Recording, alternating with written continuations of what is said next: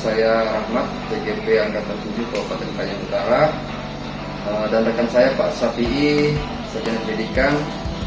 Pada hari ini saya akan melakukan kegiatan supervisi klinis sebagai bentuk bagian dari refleksi kemampuan diri yang nantinya akan menjadi bahan untuk pengembangan kompetensi diri bagi kami sebagai guru. Baiklah, selamat pagi Pak Safi'i. Selamat pagi. Gimana kabarnya pada hari ini? Alhamdulillah baik. Alhamdulillah terpuji Pak Safi'i. Baik, sebelumnya bisakah Bapak memperkenalkan diri terlebih dahulu? Assalamualaikum warahmatullahi wabarakatuh. Perkenalkan, nama saya Safi'i SPD. Saya adalah guru bahasa Indonesia yang bertugas di SMP Negeri 1 Teluk Batang, Kabupaten Kayong Utara. Pada tahun pelajaran 2022-2023 ini saya mengaku rombongan belajar di kelas 7 dari kelas 7A sampai kelas 7D. Mungkin itu perkenalan dari saya. Terima kasih Pak Safi'i atas sesi perkenalannya. Bagaimana perasaan Bapak pada saat ini akan saya supervisi, Pak? Alhamdulillah, perasaan saya senang karena di sini saya mendapatkan kesempatan untuk melakukan refleksi diri terkait dengan proses pembelajaran yang akan saya lakukan nanti melalui supervisi akademik ataupun observasi pembelajaran. Nanti di sini saya akan mengetahui apa saja hal yang kurang dan apa saja hal yang sudah baik yang saya lakukan dalam proses pembelajaran di kelas bersama peserta didik. Baik, jadi apa hal yang ingin Bapak kembangkan dalam proses supervisi kali ini, baik dari segi murid maupun dari diri Bapak sendiri? Untuk dari segi diri saya, otomatis di sini saya ingin meningkatkan kompetensi pedagogik saya dalam melaksanakan pembelajaran di kelas. Untuk murid yang saya kembangkan adalah bagaimana supaya siswa atau murid itu bisa aktif dalam pembelajaran.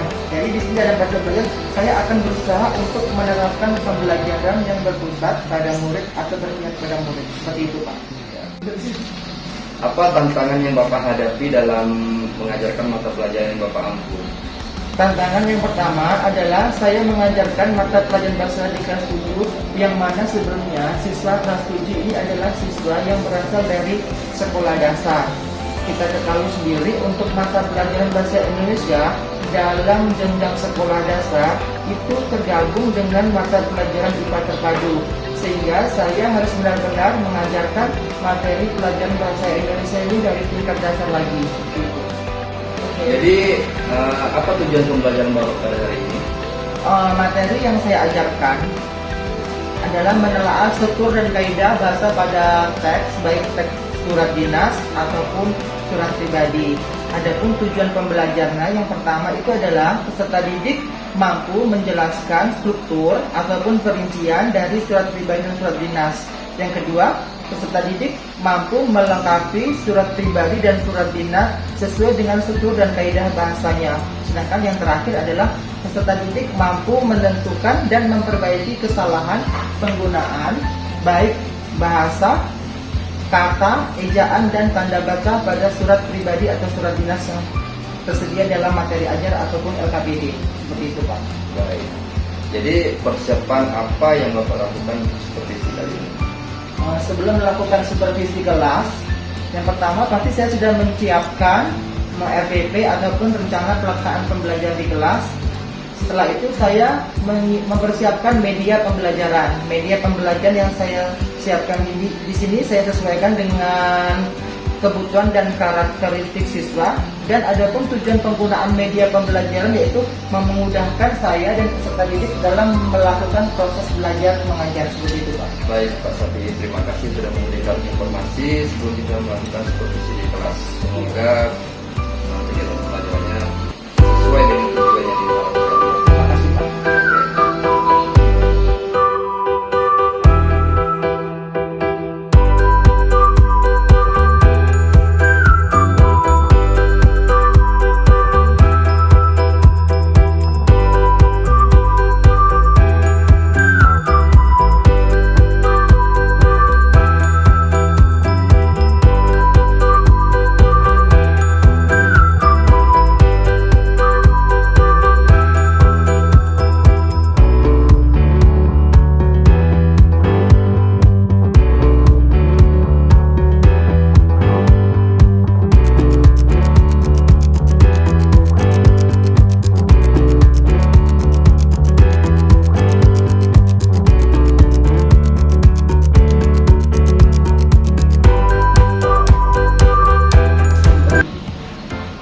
Assalamualaikum warahmatullahi wabarakatuh.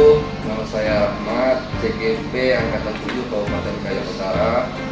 Hari ini saya bersama Pak Safi'i telah melaksanakan kegiatan supervisi di kelas 7A untuk mata pelajaran Bahasa Indonesia. Di sini juga hadir Bapak pengajar praktik saya, Bapak Amigo Rama, untuk melihat dan mendampingi kegiatan pasca supervisi. Terima kasih Pak Safi'i atas kerjasamanya untuk kegiatan supervisi pada hari ini. Ya, saya juga mengucapkan terima kasih atas observasi pembelajaran yang sudah Bapak lakukan sehingga saya bisa mengetahui kelemahan dan kekuatan saya pada saat melaksanakan proses pembelajaran di kelas. Ya Pak, jadi saya ingin memberikan saran dari kegiatan pelaksanaan supervisi tadi. Saya melihat kegiatannya sudah berjalan dengan baik di kelas Bapak. Dilihat dari antusias siswa juga sudah nampak aktif dan semangat dalam proses pembelajaran. Namun ada beberapa hal yang perlu Bapak tingkatkan ke depannya, yakni dalam proses pemenuhan belajar siswa. Bahwa ada banyak siswa di kelas tersebut dan pasti memiliki kebutuhan belajar yang berbeda. Jadi sebagai guru kita sebaiknya memenuhi kebutuhan belajar mereka agar hasil belajarnya juga optimal. Baik Pak, terima kasih atas saran dan masukan yang Bapak berikan kepada saya. Semoga kedepannya saya bisa lebih baik lagi untuk meningkatkan proses pembelajaran di kelas yang sesuai dengan tujuan pembelajaran dan kebutuhan peserta didik di kelas yang saya ajar. Oh iya Pak. Nah, jadi adakah hal yang ingin Bapak tanyakan?